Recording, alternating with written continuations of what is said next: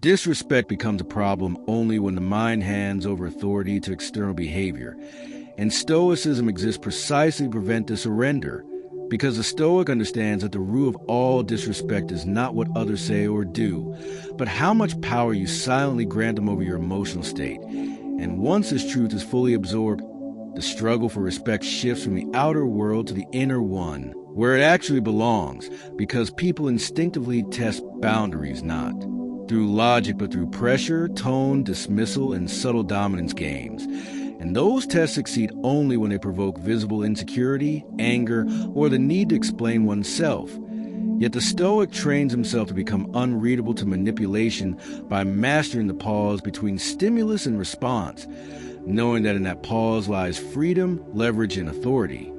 When someone disrespects you, they are often attempting to extract an emotional reaction that confirms their influence, and by denying them this reaction, not through weakness or silence born of fear, but through calm presence, you disrupt the entire dynamic, because disrespect feeds on chaos and collapses in the presence of composure. And this is why Marcus Aurelius repeatedly reminded himself that no one can harm you without your consent, meaning not physical harm, but inner disturbance, which is the real battlefield respect. The Stoic does not rush to defend his ego because his identity is not fragile. He does not raise his voice because he does not need volume to assert worth. And he does not argue endlessly because he understands that respect is never won through persuasion alone, but through consistency of character. And when people see that their words cannot destabilize you, they either adjust their behavior or remove themselves, both of which serve your peace. Another critical Stoic insight is that disrespect often reveals more about the speaker than the target, because people project their own unresolved insecurity, resentment, or desire for dominance on others. And recognizing this prevents you from internalizing their behavior, allowing you to respond strategically rather than personally.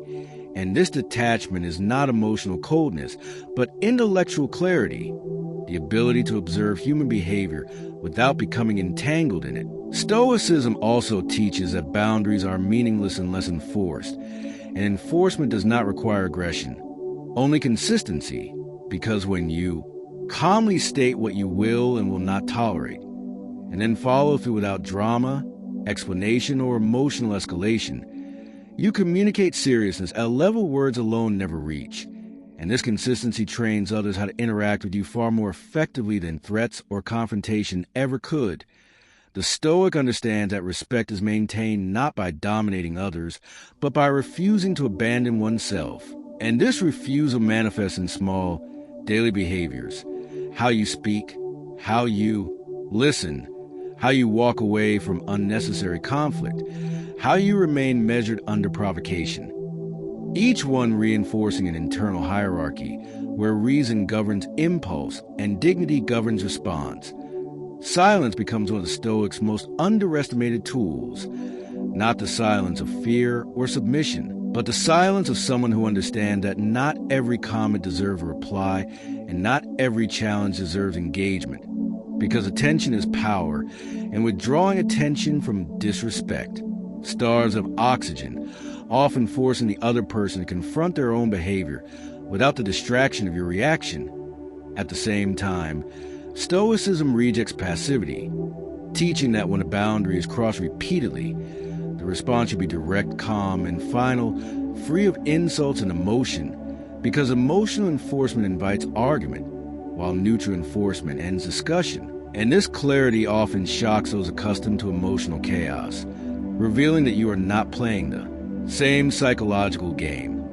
One of the most difficult Stoic lessons is accepting that some people will never respect you, no matter how composed, disciplined, or fair you are. And this acceptance is not defeat but liberation, because it frees you from exhausting attempts to win approval from those incapable of giving it, allowing you instead to redirect energy toward those relationships and environments aligned with your values. And the Stoic never confuses tolerance with self-sacrifice, understanding that removing access is sometimes the most dignified response.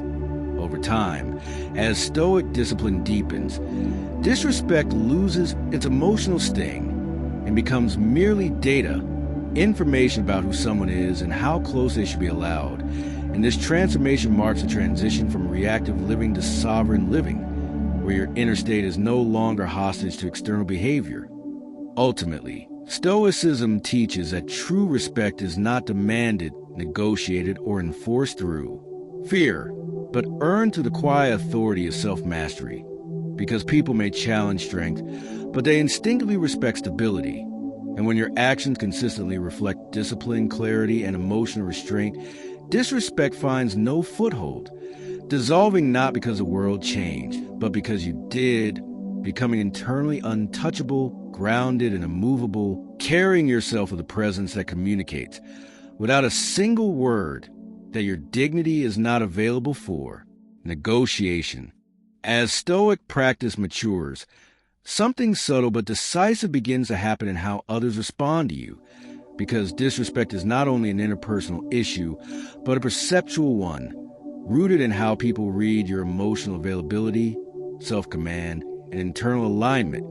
And the Stoic slowly becomes someone who cannot be easily read, baited, or destabilized, which creates a psychological shift in social dynamics, since most people unconsciously probe for weakness, uncertainty, or emotional hunger before deciding how far they can push. And when those signals are absent, the probing often stops before it becomes open disrespect. This is why Stoicism places such emphasis on inner order, daily discipline, and alignment with personal values. Because a person whose life is structured by principle rather than impulse radiates a quiet authority that does not need to announce itself. And this authority is felt long before it is understood, shaping how others speak, behave, and negotiate. Boundaries around you. Another crucial Stoic insight is recognizing the difference between deliberate disrespect and careless behavior, because not every slight is an attack, and reacting as if it can erode credibility. So the Stoic learns to assess intent calmly, responding only when response serves clarity or protection rather than ego, understanding that selective engagement is a sign of strength, not avoidance. When confrontation is necessary, the Stoic avoids emotional language, accusations, and historical grievances, focusing instead on present behavior and clear consequences, because emotional framing invites defensiveness, while factual framing invites adjustment or withdrawal, both of which restore balance.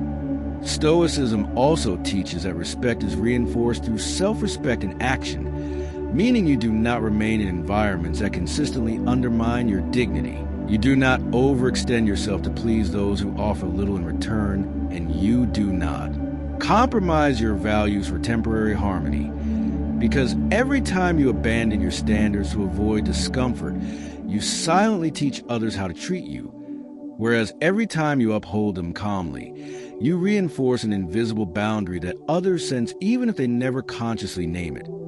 Over time, this consistency builds what can be called reputational gravity, where people begin to self-correct around you, moderating their tone, choosing words more carefully, and avoiding unnecessary conflict, not because they fear you, but because they recognize that chaos does not stick to you, and those who thrive on chaos quickly lose interest.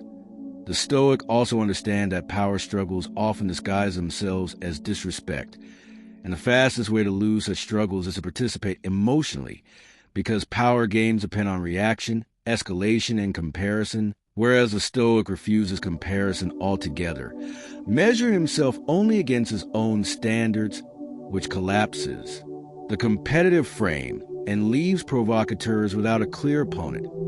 Another advanced Stoic technique is emotional economy, the disciplined allocation of emotional energy, where you invest deeply only in what aligns with your purpose and values, while refusing to waste emotional fuel on trivial slights, passive-aggressive remarks, or the need to be understood by everyone. And this economy creates a sense of scarcity around your attention, which paradoxically increases respect, because people value what is not freely given. Stoicism further teaches that when you stop chasing respect, you often begin to receive it, because chasing implies lack, while self-possession implies abundance, and abundance changes how others position themselves relative to you. At the highest level, Stoic resilience transforms disrespect into training, each encounter becoming an opportunity to practice restraint, clarity, and self-command, reinforcing the internal fortress Marcus Aurelius described, where the mind remains calm and upright regardless of external turbulence. And once this fortress is built, disrespect loses its ability to wound, manipulate, or derail you, becoming merely background noise in a life guided by intention rather than reaction.